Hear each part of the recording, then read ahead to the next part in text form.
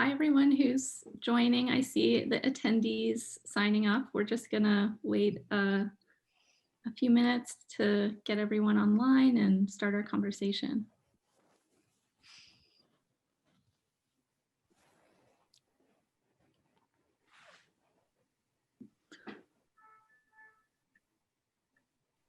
I'm very curious how many Zooms you guys have already done in the last 6 months, public Zooms. Who's got the record?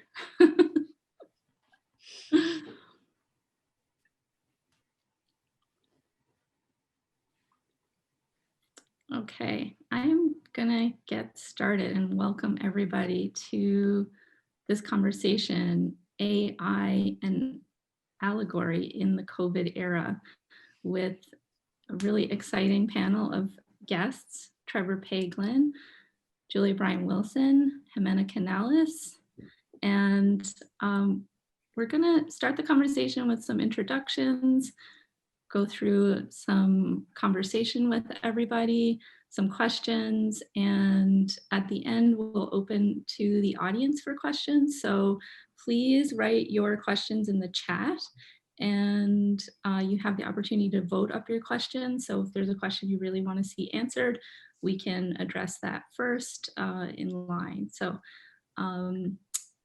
thank you everyone for being here. Julia, we are so thrilled that you could join us. We know you're very busy. Julia Bryan-Wilson is the Doris and Clarence Malo Professor of Modern and Contemporary Art, where she teaches art since 1945, and she is also the director of UC Berkeley's Art Research Center. She's the author of numerous essays and reviews, as well as 3 books: Art Workers, Radical Practice in the Vietnam War Era, which was named Best Book of the Year by the New York Times and Art Forum; Art in the Making, Artists and Their Materials from the Studio to Crowdsourcing; and Fray, Art and Textile Politics from 2017, which won the New York Times Best Art Book of the Year, the Motherwell Book Award, and the Association for the Study of Arts of the Present Book Prize. Jimena Canales is an expert in 19th and 20th century history of the physical sciences, working for a better understanding of science and technology in relation to the arts and humanities. She is currently a faculty member of the Graduate College of University of Illinois in Champaign-Urbana and a research affiliate at MIT. Her first book, A Tenth of a Second, A History, explored the relationship between science and history as one of the central intellectual problems of modern times. Her wildly acclaimed second book, The Physicist and the Philosopher, Einstein, Bergson, and the Debate That Changed Our Understanding of Time, has been translated in Chinese, Greek, and Spanish. Her third book, Bedeviled, A Shadow History of Demons in Science, covering 4 centuries of scientific discovery, is now available. And we'll hear a little more about that book today. Trevor Paglen is an artist, a geographer, and an author. His work makes the invisible visible by documenting the American surveillance state of the 21st century. From his vantage points at various public locations, he photographs distant military facilities, capturing extreme telephoto images of stealth drones. Turning his vision to the night sky, he traces the paths of information gathering satellites. Computing systems that collect, interpret, and operationalize data that defines and tracks identity, movement, and habits fuel his broad practice. In 2016, he won the Deutsche Börse Photography Foundation Prize, and in 2017, he was the recipient of the MacArthur Genius Grant. His mid-survey exhibition, Sights Unseen, was held in 2018 at the Smithsonian American Museum, which was accompanied by a great catalog if you don't have it already. He's had numerous one-person exhibitions, including in San Diego last year, the Kunstverein in Frankfurt, the Broad, Michigan State University, the Van Abe, among many others. He has 2 exhibitions on view right now, one at Pace London and also at the Carnegie Museum in Pittsburgh. Both of these exhibitions explore central themes of artificial intelligence, the politics of images, facial recognition technologies, and alternative futures. Trevor's going to share a little bit about the exhibition, so I won't get into it in too much detail. So to kick us off, I thought everyone could share just a little bit about their current research, what's interesting about this invitation to discuss such a challenging moment in history and how it relates to images, and also major issues of artificial intelligence that are deeply impacting this moment in other ways. So maybe we can start with Julia. Well, thank you so much for the invitation, and thank you to Trevor, as always, for his incredibly thought-provoking and challenging work. I'm going to share my screen and just walk us through a couple of things I've been thinking about, using Trevor's work as a springboard for questions about how art gets made in times of crisis, and especially during a global health pandemic. All the works that are on view that Trevor has taken, these photographs that have also have an important AI component around their color, are pictures of flowers in bloom, and were all taken in the spring of 2020 during, obviously, the grip of the coronavirus pandemic. And they're very seductive images. I think Trevor is also someone who thinks a lot about beauty as an ambivalent ideological force, I guess. Beauty as seductive, but also beauty as a way to smuggle in a lot of really deep political critique. So these are, these images I think are really powerful for me because of how they estrange us from something that could seem really cliched. And when looking at the work of this show, the entire show is called Bloom, and I believe the whole series of photographs, right, Trevor, is called Bloom. And then there's like, I'd love to hear you say a little bit more about your titling with this series. But they put me immediately in mind of another moment that I've thought about a lot that's about a global pandemic, which is of course the HIV AIDS crisis, and thinking about other artists who turn to flowers precisely to think about mourning and grief and loss and ephemerality. And of course, flowers traditionally have been used to signal all of those things. But I was put in mind of this photograph by Felix Gonzalez Taurus, the Cuban-American queer artist who himself died of HIV AIDS in 1996. This is a photograph of the grave of Alice B. Toklas and Gertrude Stein.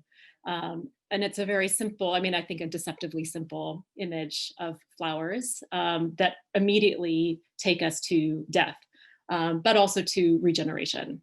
And Felix Gonzalez Taurus, not someone who's really known actually for color photography, but this is an interesting moment of him using a kind of straightforward method of depiction to evoke a lot of the themes that he worked with, which have to do with allusion and metaphor and lyricism, to think about queer coupling, but also, of course, to think about loss and grief in 1992, which of course was the height, one of the kind of peak years for HIV AIDS. Another piece that Trevor's recent body of work reminds me of is this piece, or it's actually a series of silk flower curtains by the artist Jim Hodges, also made in the mid-90s in relationship to or in conversation with HIV AIDS and questions of kind of ritual activities undergone that an artist might undergo when seeing all of their friends or lovers dying. And Jim Hodges was a close friend of Felix Gonzalez Taurus. And these are very beautiful, got kind of with moments of transparency, the silk flowers you can see through. There's lots of gaps in these curtains. There's a sense of kind of the lacy finery of this, and something to do with the production values really reminds me of Trevor's photographs. But they also have a really distinctive materiality because they are hand threaded together, these artificial flowers. So I don't want to take up too much time because we have so much to talk about. I had a lot of other images of like artists working with flowers during HIV AIDS and other moments of crisis, but I'm going to stop there and maybe we'll come back to things. But I guess I just have a lot of questions for Trevor about thinking about visualizing grief, but also visualizing grief through what could be understood to be a sort of cliche, or like a repertoire of images that have deep grooves in history about related to the memento mori, etc. So I'd just love to hear him say more about all of those questions as the conversation continues. Jimena, do you want to step in next and share? Maybe you can share a little bit about your new book. I enjoy Thank reading. you. Yes, thank you, Andrea. Thank you, Julia, Trevor, all the participants for being here. And I always need to thank all of you for having and listening to a historian of science. So my perspective does not come from the history of art. I'm a historian of science and technology. And I find that constructive dialogue with artists is very, very, very useful and taking away sometimes the discourse of art history from a genealogical approach and situating it more in the material culture of science and technology can give us a different perspective. And Trevor's work is an inspiration, and I'd like to talk about how his work can help us think about artificial intelligence more generally, about computing, the history of computing, and history more generally. What type of history do we want to write? What do we want to focus on? So I know Trevor for many years, and I know his early work much better than I know this work. So I'm very excited to hear about how you've moved, and you know it is incredibly surprising to suddenly get flowers on the screen. But also to say a little bit about what was so revolutionary about what you were doing in the before the turn of the century, and how even for historians of science at the time that I was a graduate student, which was when I started following your work, most of my professors and the field was really characterized by thinking about great scientists, great experiments. So we had Newton and Galileo and maybe somebody, obviously Einstein, and maybe at times brought in Francis Bacon. And then there was this other rebellious field, which was the history of technology, that had a complicated hierarchical relationship to the history of science, very competitive. And the historians of technology were focusing also on great men, Francis Bacon as their sort of hero, and then great machines, big the steam engine, the loom. And eventually the field of science and technology started focusing on networks, for the first time. And this is just so recent. So there was a focus on electrical networks and light bulbs and trains. But even reading that when I was a graduate student, you weren't reading the canon, right? You were really transgressing from the canon. And at the time, I think we all got very inspired when the work of Michel Foucault came around, and we read Surveiller and Punir. And that started, it was a huge impact on all fields, and it did impact the history of science. But when one reads Foucault, his focus or his attention on surveillance was architectural discipline. It was about education and discipline and architecture, and it really missed so many other things that were going on in terms of technology. There was no media history in Foucault, and therefore when I encountered Trevor's work, it seemed like, Trevor was an artist, but it signaled the possibility of starting to think about not only the history of technology or the history of science, but history more generally, in a way that paid attention to these things that were under the radar and are incredibly important. So from all the history of things that are secret, the history of things that have been classified, and the history of things that are very complex and that for some reason we just don't see, yet they are the structure of everything around us, such as satellite communications. So, it is always ironic, and one of the motivating aspects of being a historian of science and technology, that what we have in front of our eyes, right now it's a Zoom screen. We, for some reason, it becomes the most transparent. And I've always been interested on how, things being user-friendly and things being ubiquitous somehow takes it away from the things that we think about and that we analyze. And I find that Trevor's work is an amazing moment, because it captures on so many ways, it captures us on a visceral level, and it says, hey, perhaps you should be thinking about what is it that we're sending over the airwaves. What is it that you'd like to give during this moment of grief? How can we think about the symbols, new symbols and new allegorical changes that are happening right in front of us? And again, not just because they're beautiful and because they are great art. I'm not a critic, but they obviously are. But because they can help us think about how history is going and where, in a more delicate way. So, yeah. I didn't say much about my work, but maybe that'll come in conversation later. We'll get to it for sure. Thank you. Trevor, you want to tell us a little bit about your show, your new show?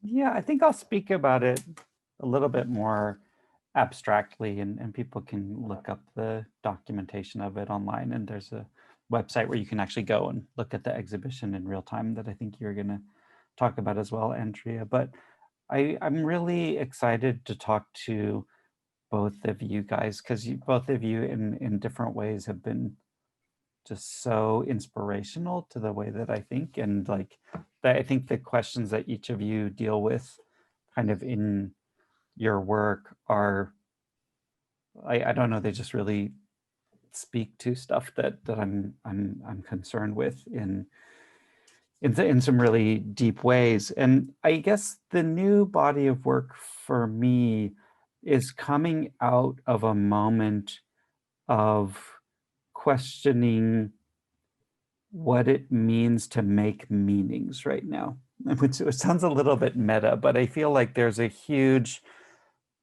kind of tsunami of meaning making in contestation that we find ourselves in the middle of. And tsunamis may be wrong because it naturalizes it. It's not, maybe something like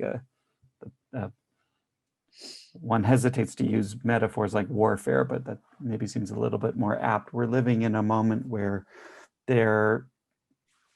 we have the pandemic rewriting the meaning of our everyday environments, whether that's the image of a plane in the sky or the buttons on the credit card reader, or whether it's the feeling of being in an enclosed space or going to a supermarket or what have you. There's just these quotidian images that are a part of our everyday lives are being dramatically rewritten.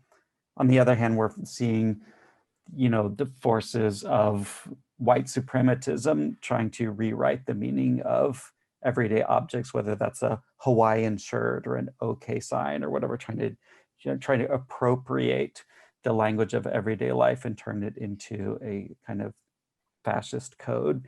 We're seeing technology platforms like social media platforms, but also machine learning models trying to ascribe meanings autonomously to the pictures that we put online, the posts, our tweets, the stuff that we put on the internet, and trying to extract value from the meanings that it's attributing to that.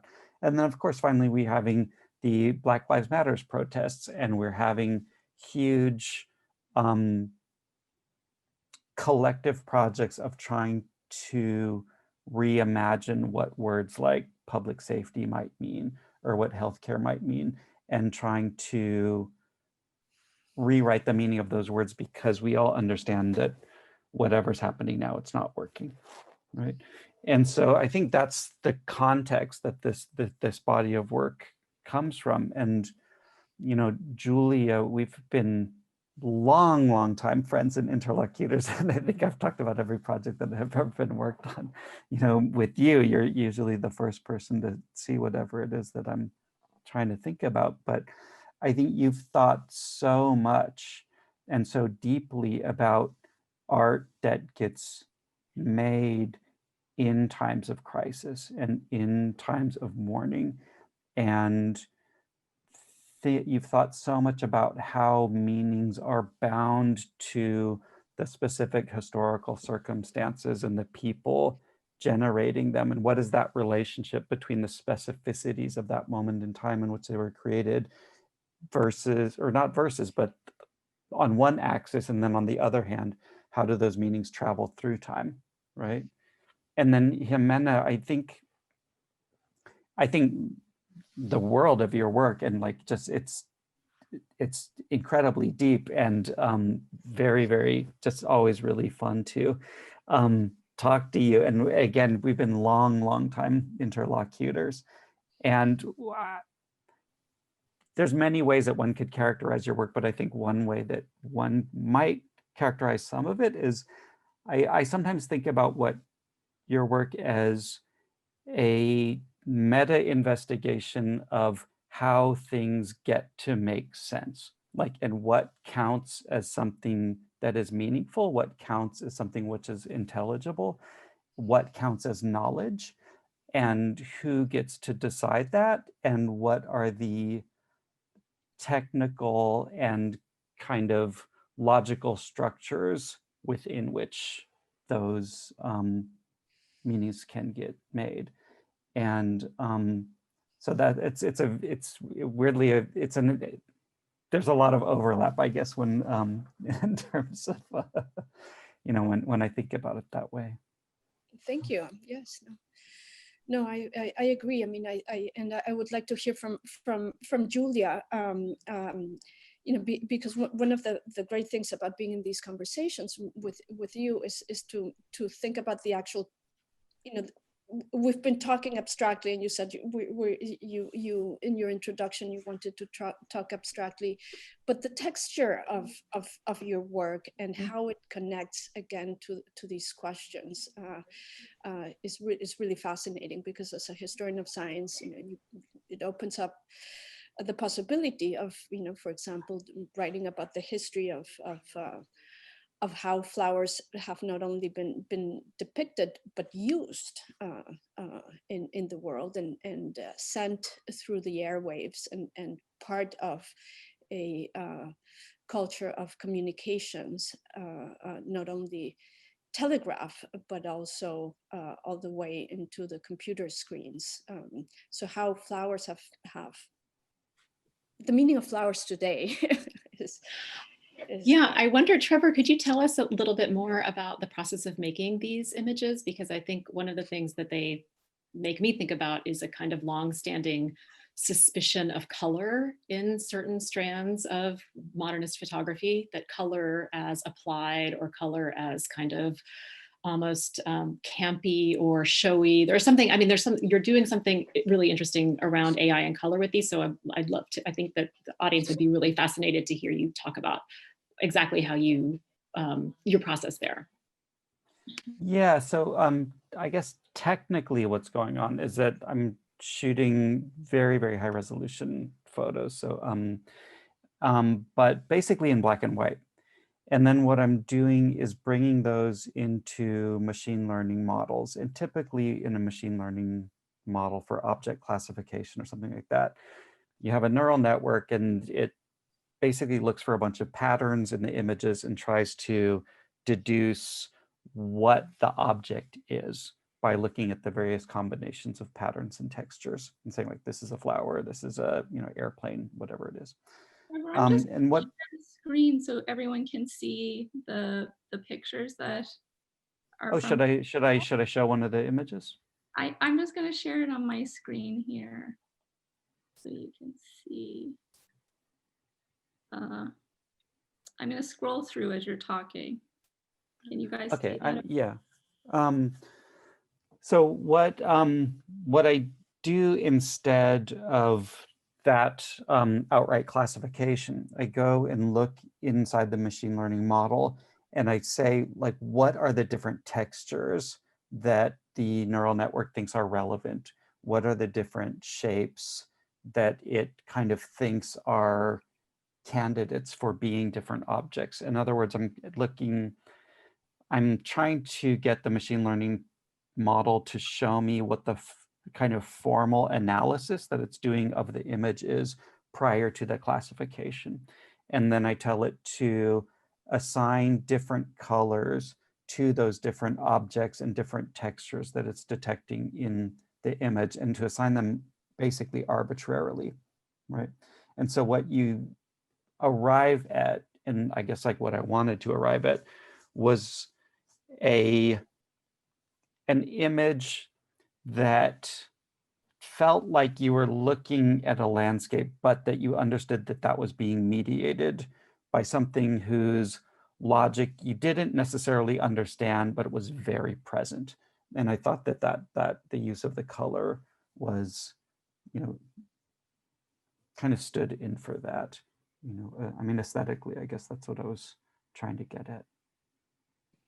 I'm wondering, Jimena, if you could talk about your book, because I think when I look through when I use the apparatus that he's kind of invented of remote viewing, and what I see, because I can't go and see this show, unfortunately, in London. I'm in Seattle, Washington, escaping the fires from California. I can't travel, but I can use his remote sensing technology that's kind of a hybrid of surveillance and some other things. And actually, when I do click through the gallery spaces and I see other visitors, they are spectral to me. I have to say that what my feeling, there's some detachment from what we might call the real in the way that they get rendered on my screen. And it takes me to haunting, and it takes me to, kind of all of the issues that you're thinking about in your recent book. And so it would be great to hear you talk about that, because I get a very uncanny sensation. It isn't like this, it doesn't feel like a transparent. I mean, of course, with so much of what you do, Trevor, is make us think about these acts of mediation, but I really feel that there's something, they do feel very ghostly, the presences that I see kind of wandering through, maybe they're guards, maybe visitors, etc. Yeah.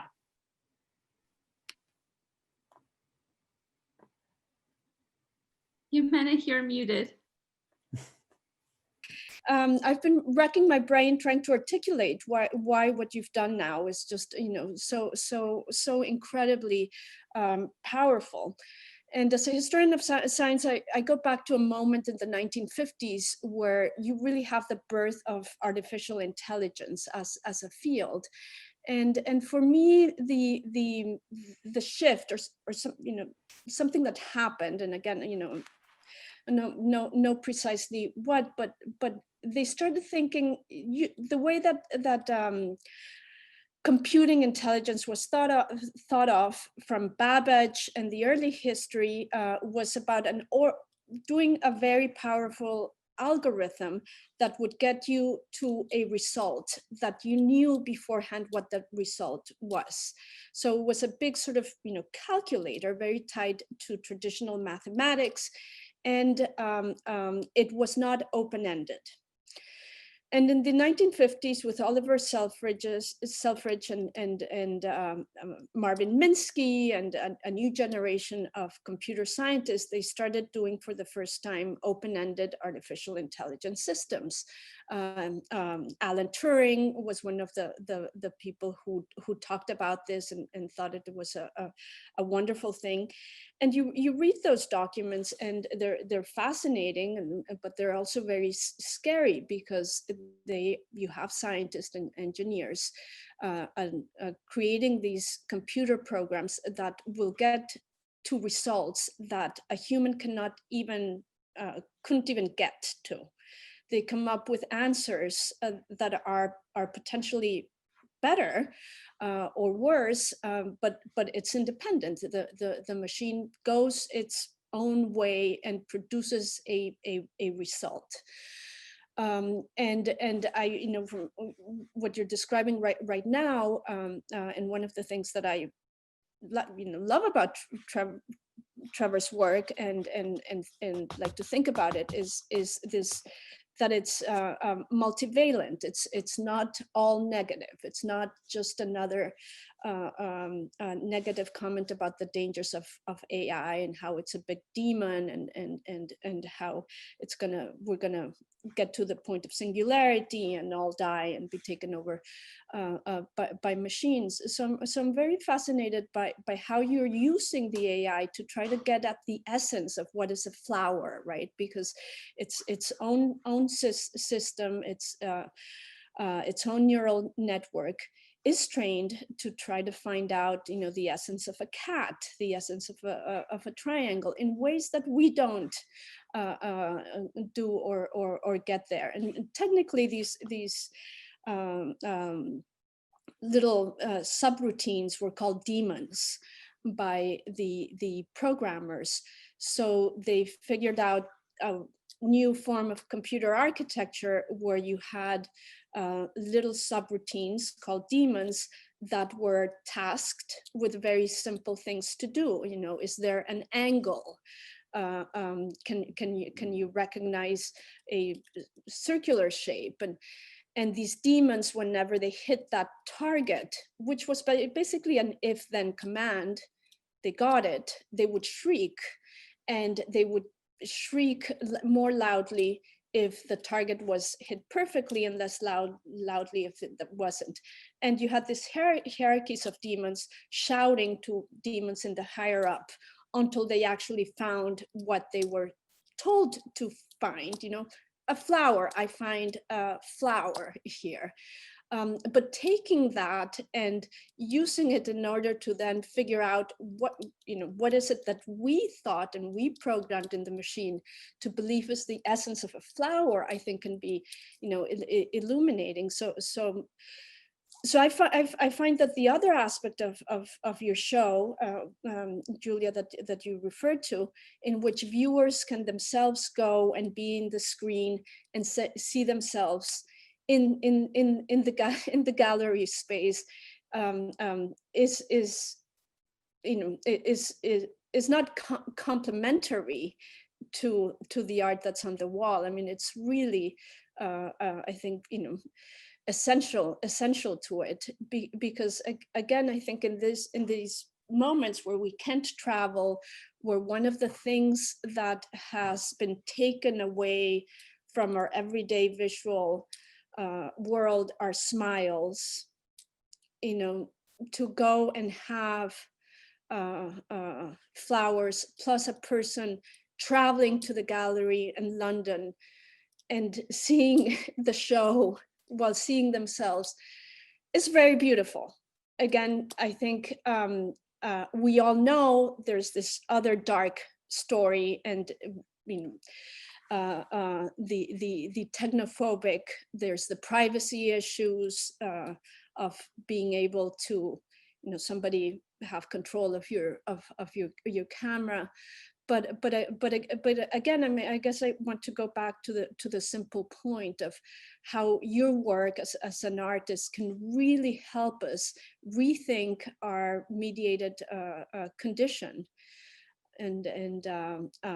because we all need to be in control of our technological surroundings and environment. It's an essential part of democratic civil society, but they are, they're shifty and they are eerie and they are haunting, and we're not trained to look at exactly what's in front of our eyes.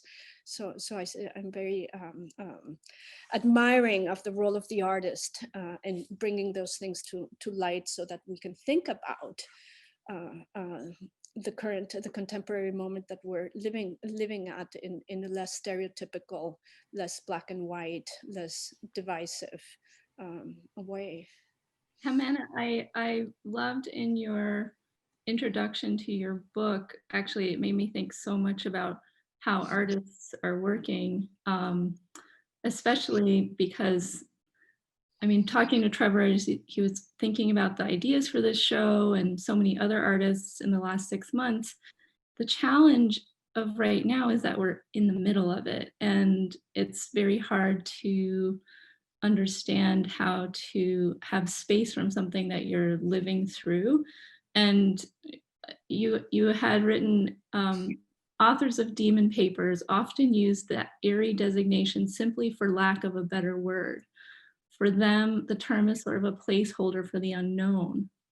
And you later said the antechamber of discovery is a place where ideas are forged before they see the light of day.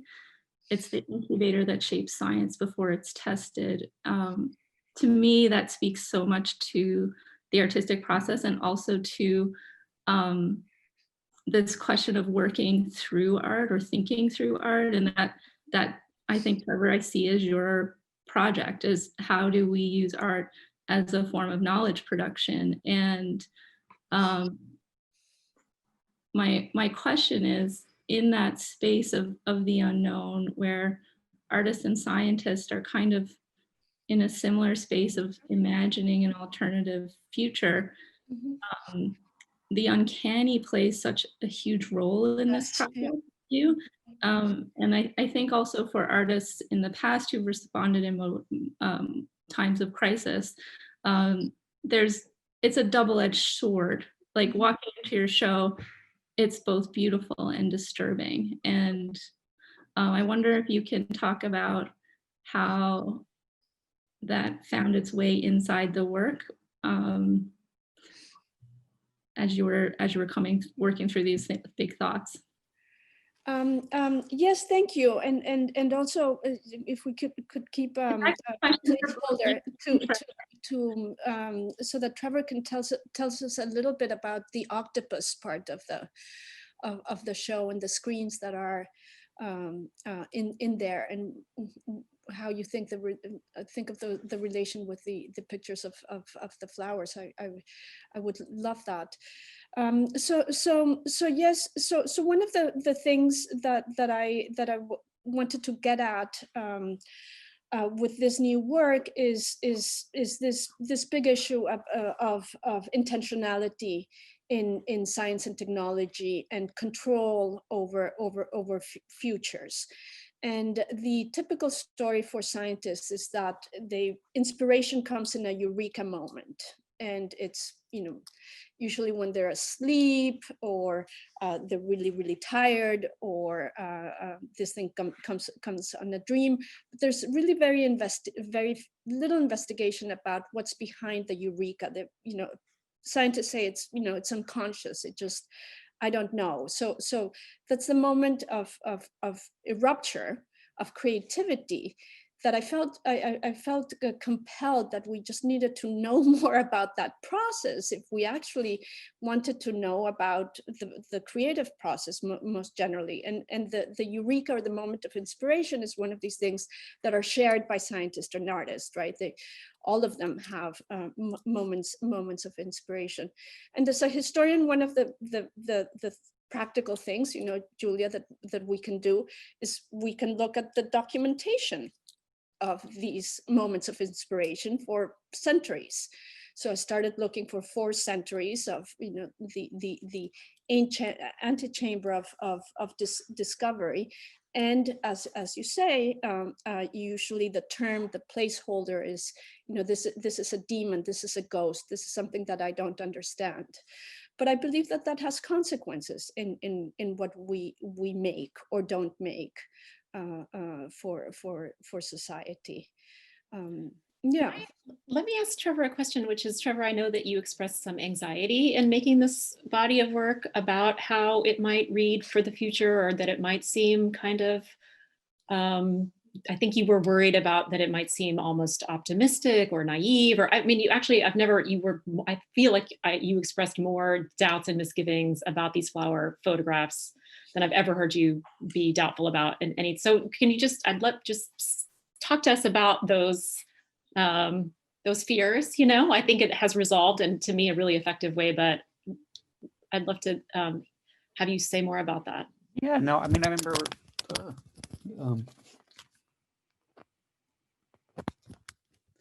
sorry about that.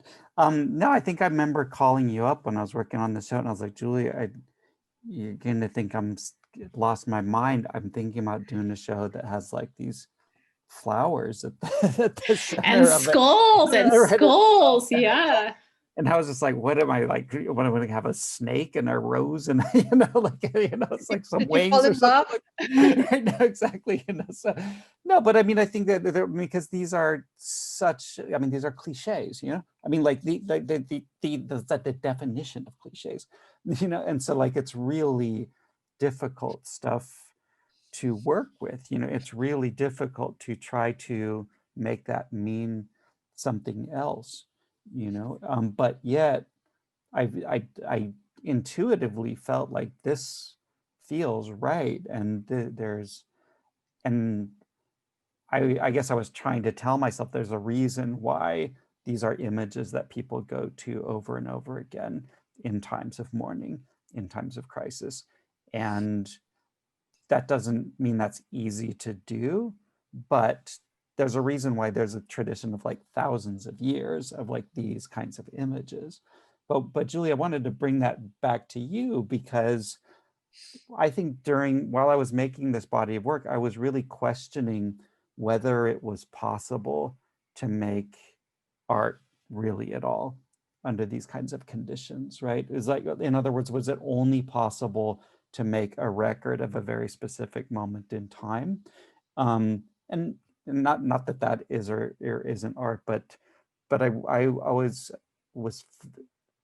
felt nervous about whether the space that you were working in was going to be like incredibly bounded historically, and the meanings that you were generated and just so specifically tied, and especially this year, like tied to the week, like not even like the month or the year.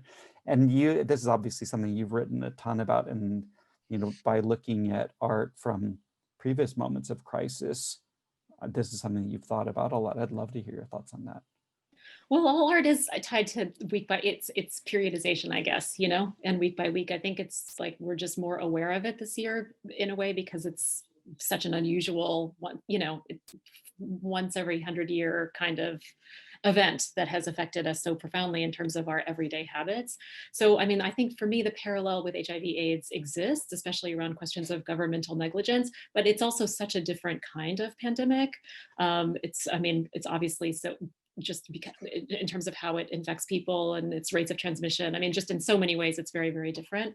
But I mean, for me, all art is all art is bound to the moment of its own creation. At the same time, it also is a time traveler, and it is promiscuous, and it does go on to have these, futures that are somewhat that we cannot script, and we cannot predict. And I think like, I'm really curious to see how this body of work looks in 5 years, 10 years, 100 years. I think it will feel very much about spring of 2020, but I'm sure it will also have other, I feel like we don't even know how to talk about the moment that we're in, I've heard my friend Miranda described it as like, it's like describing falling as you're in the middle of falling. I think we don't yet have a lot of great tools for theorizing like what it is to be alive on October 22nd, 2020, because the turmoil, and the profound shifts are very difficult to process. And especially because we're so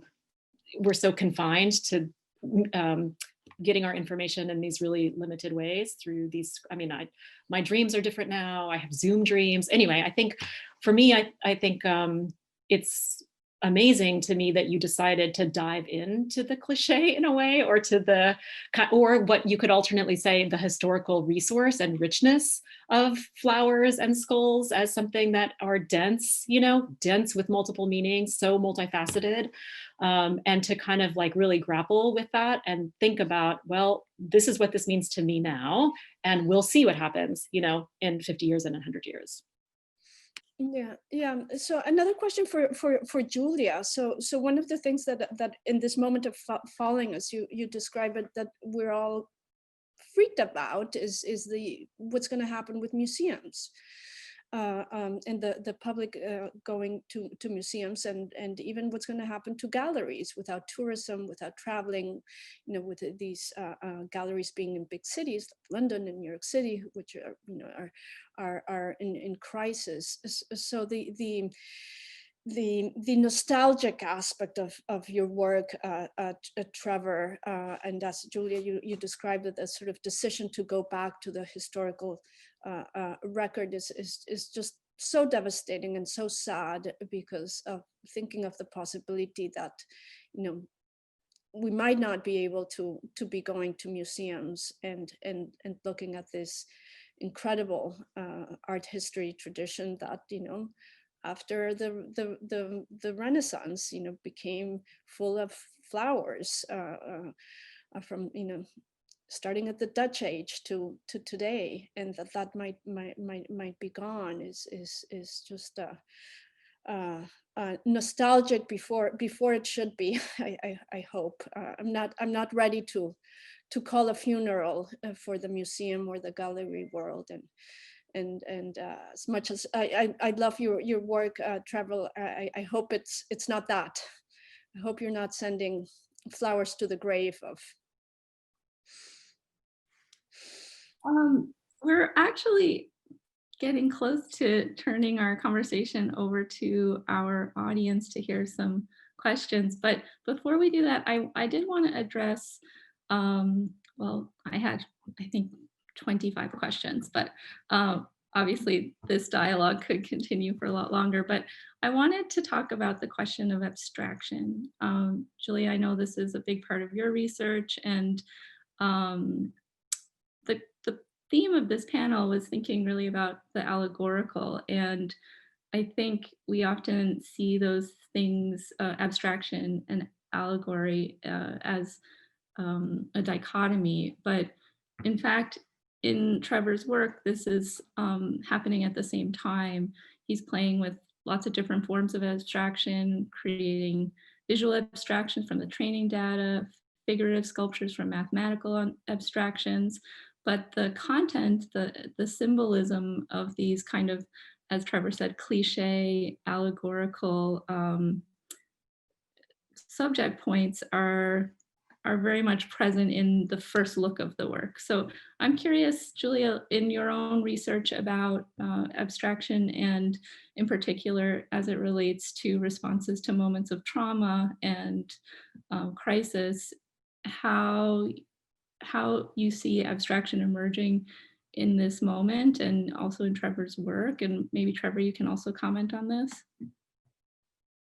Yeah, I think I'd rather hear from Trevor, but I'll just share the one more image that's actually in the show, where, I mean, Trevor's someone who has always had a very complicated theoretical understanding of undoing the false binary between abstraction and representation, I would say. So in this, for example, this is kind of like a canonical Trevor Paglen type abstract photograph, which is actually not abstract at all. I mean, it's a photograph of a real thing, but taken from a really far enough distance that it is rendered unintelligible by kind of human eyesight.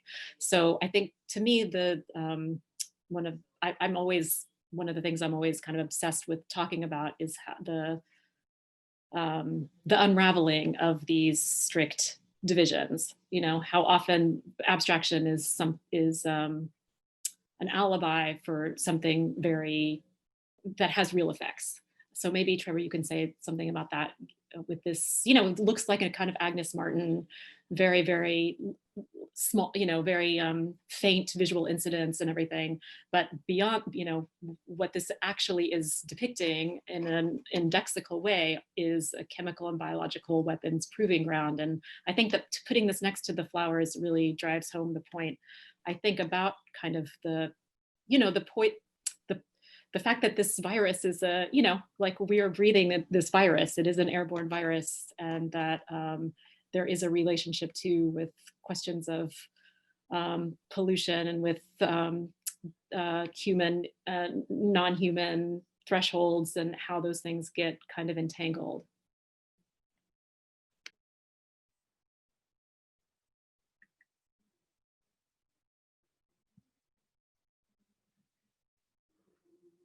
Yeah, I mean, I guess in terms of, yeah, abstraction is one of these things that every day I think something different about it. And we've had tons of conversations about this too, Julia, about that, like there's so many different varieties of what that word means. On some days I think everything's abstraction. On other days I think nothing is abstraction. Like, you know, and I think both of those are true at the same time. And just in terms of the logic of the images that I make, there is very, very often kind of visually something that like signifies abstraction, right? You know, in terms of the rhetoric of the images.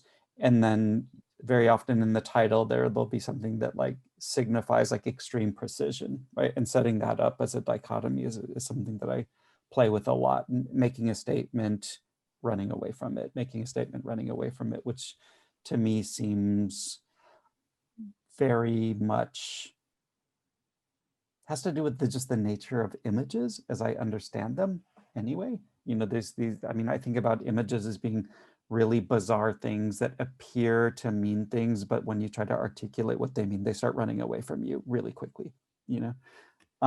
So I guess for me, trying to hold on to that tension or have that tension form part of what the work is, it just seems fruitful to me. A question tagged on to that one. So the question of how do you think about abstraction and the concrete, and is it related to how do you think about the question of presence and disappearance, or presence and the ephemeral, and are those connected in the choice of topics, and again the screens in addition to the flowers in the gallery? Yeah, I mean, I guess, I mean, that's an interesting way of putting it. I hadn't thought about it that way when I was building the system for like remote viewing and seeing through the cameras and things like that. I was just thinking about being on Zoom calls, honestly. You know, it's just there wasn't like a big. I was just thinking about, I guess, Zoom calls in geography, and I was thinking about architecture, and I was thinking about like what is the kind of space of COVID. It's actually really domestic, right? And it is very domestic, but we're looking through these little portals to other places, you know, in the world. And what would an exhibition be like that assumed that, right? That is the understanding of space that the exhibition is premised on, not an understanding of space that your body is going to go to this thing, you know, to the gallery and move around it, right? So I guess that's a way that I was thinking about it. But I know, Julia, this is like something that you've been thinking about as well. You know, you have an exhibition that you curated that is kind of in dealing with this geography of COVID as well, right? Oh, well, I did curate, I co-curated a show that was meant to be at the Sao Paulo Museum of Art called Histories of Dance that was canceled because precisely the idea of massing bodies together in space, you know, was too threatening. And it's ironic because the show was precisely about the politics of bodies in space. That's how we were defining dance. So it was kind of had a lot of unusual work in it, but yeah, and the show will never exist. So as I say, all of the work and none of the glory, because I worked on it for 2 years. But I think that what you've done here, Trevor, with Octopus is such an interesting continuation of a lot of the questions that you had already been thinking about vis-a-vis surveillance and marked bodies in space, but making that even more integrated into the art context.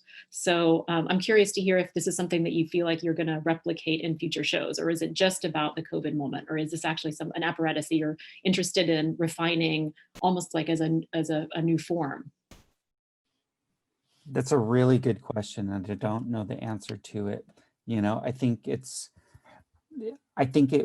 brings us back to what you were talking about before about trying to describe falling while you're falling, you know, and you don't know what that's going to feel like next week, you know, even, you know, like, or what that's going to feel like in a few months from now. So it's really, my relationship to space is changing really week by week, and I don't know where this goes.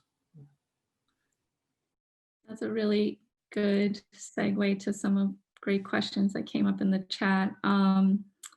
We have one question, I think, for all the panelists. Do you think it's possible to talk about technology and its implication on our time without using technology as the medium or lens to create the work, i.e. without using AI or computers? Interesting. That's a great question for Jimena. Oh, thank you. No, I don't think that we cannot use technology.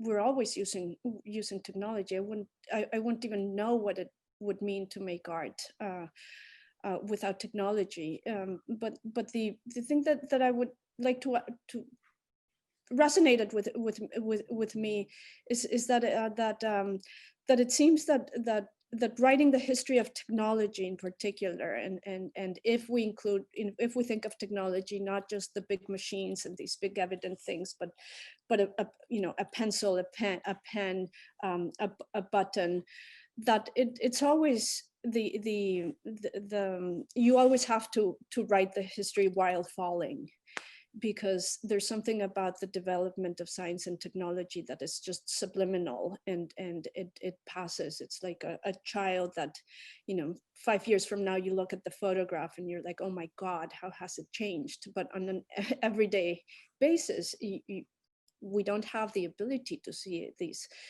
great transformations that are happening right under our eyes. Yeah. Another great question. This one's for Trevor.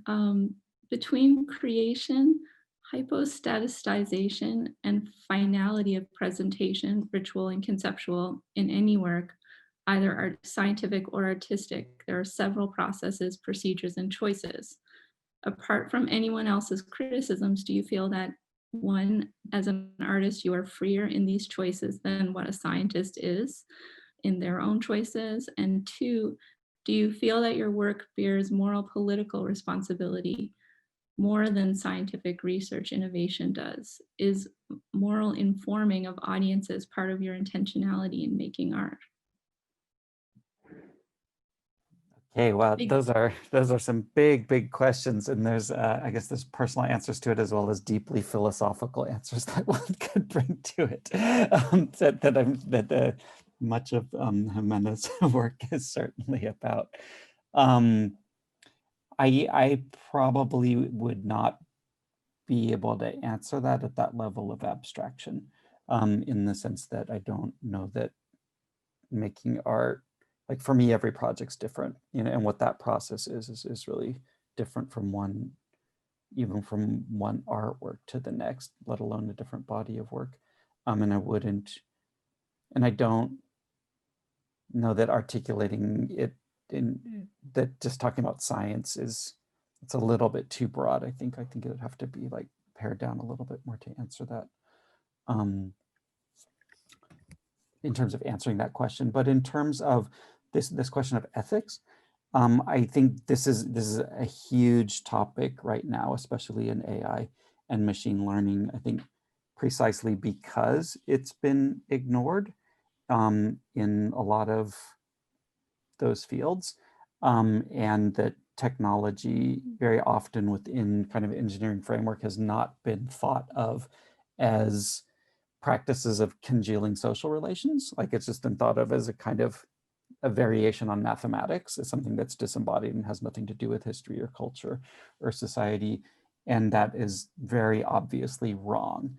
And I think that there's a kind of reckoning that the field is trying to sort out at the same time, but it's very difficult for the field to sort out precisely because they don't have the background, in thinking about it in many cases. And then on the other hand, there's massive financial interests at stake very often in engineering and technology that are different than, in comparative literature, for example. Right. Thank you. I think we're just about out of time, but I want to pose this question that also came up from one of my colleagues, actually, that I think is really interesting for everyone to weigh in on. He asks, what meaning making inspires you at the moment as the right flirts with fascism and subverts the known? For example, the Proud Boys' adoption of Fred Perry sportswear as a symbol for fascist solidarity. Beyond correcting or addressing the platforms for address, are there spaces for new meanings currently that suggest alternate meanings and liberation from overt control? I think that probably comes up in all of your research, and especially with this question of the symbolic and how images and information are influencing everything right now. Maybe Trevor, you can start and we could move around.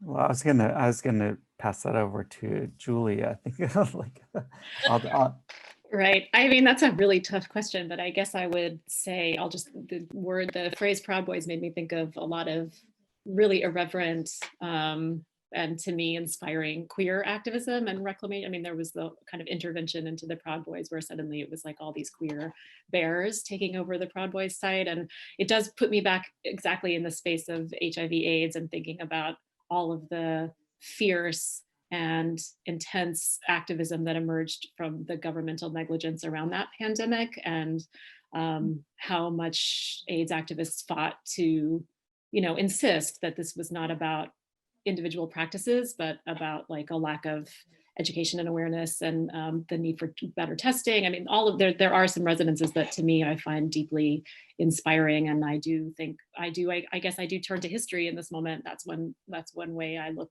to make meaning of this of how we're falling. Jimena?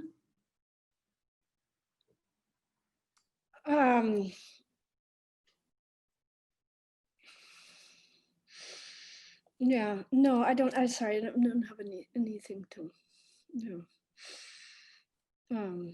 I mean, I get what, just going back to the topic of ethics, and one thing that I've been thinking about it is that in trying to think of the ethics of science and technology before we are engaged in already using, before use or even creation. So I've been trying to think about the imagination in science and technology as actually a better place to start thinking about ethics, because once the stuff is out there, it's the boat has sailed and the gun is loaded. So that's another opportunity, I think, for constructive dialogue between artists and scientists and engineers. What can we imagine as a better future, as a place to start the discussion? And because with AI and so many things, it's too late, in my estimation. Yeah. Trevor, you want to wrap us up? I think this is our closing statement. We're just about finished. I'm just really, really honored to be in conversation with you, Jimena, and with you, Julia, and just thank you very much for the many, many years of inspiration and conversation and, sharing of ideas, and just thank you guys. Thank you, Trevor. Thank you, Pace, for including us. We're so happy that you could join us. Thank you, participants. Thank you, everyone. And proud. Anyone who's interested, you can log on to Trevor's Octopus. It's a platform where you utilize your webcam and you can enter the exhibition in London, and your own image will be projected on a series of screens, but you'll be able to see the exhibition from a number of different camera points inside the show. So it's a really unique way to have a kind of Zoom-like experience with an exhibition. So you'll have a greater sense of the exhibition we were talking about today. So thank you, Julia, Jimena, Trevor. Please be well, be safe, and join us soon for our next conversation on PACE Zoom's webinar. Thank you all. Thank you especially to Trevor. See you.